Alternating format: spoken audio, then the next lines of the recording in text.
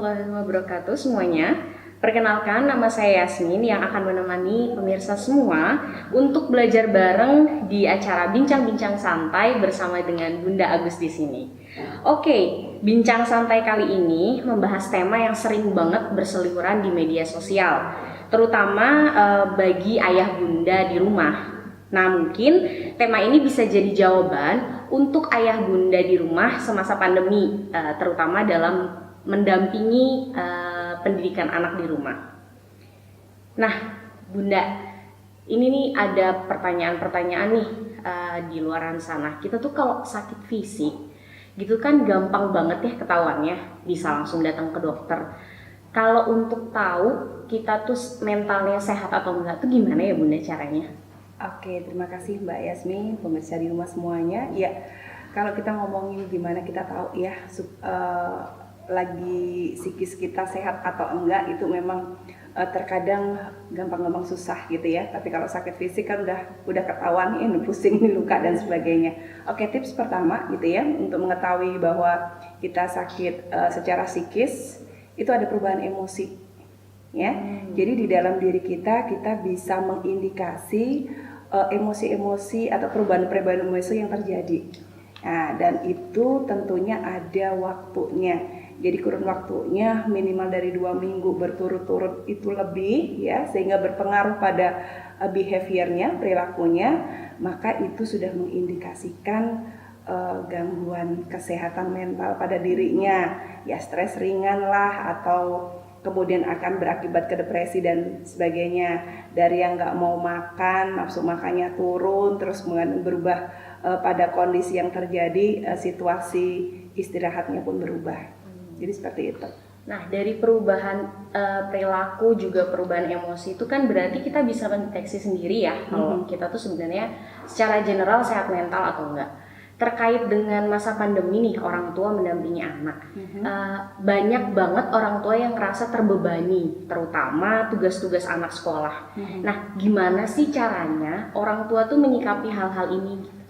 Oke, pertanyaan yang bagus banget ya, apalagi di situasi pandemi ya, seperti saat ini gitu ya. Memang tidaklah mudah, katakanlah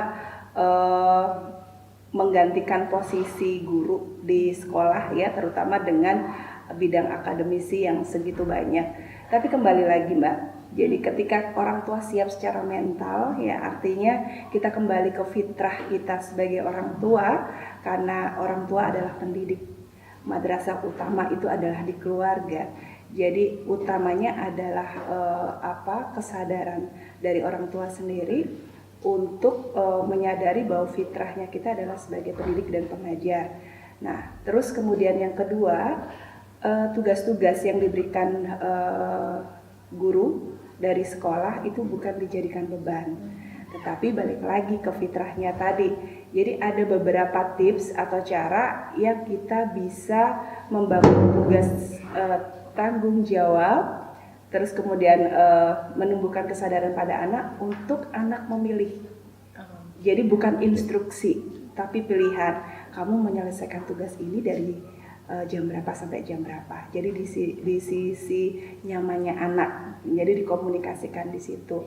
Terus kemudian pengalaman vs empati gitu ya. Jadi kita berempati bahwa tugas anak itu nggak sama seperti kita dulu mengerjakan tugas seperti apa gitu ya.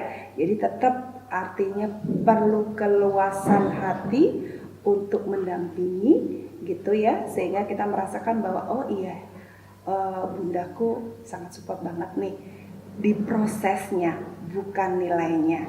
Nah, terkadang ketika dalam proses itu terjadi gitu ya, kalau mau jujur gitu ya, orang tua bukan melihat proses tapi nilai, entar kalau hasilnya jelek, tugasnya kalau dia goalsnya seperti apa gitu. Nah, itu juga perlu diubah. Ya, kalau bahas masalah salah persepsi nih, karena kebanyakan orang tua goalsnya nilai gitu.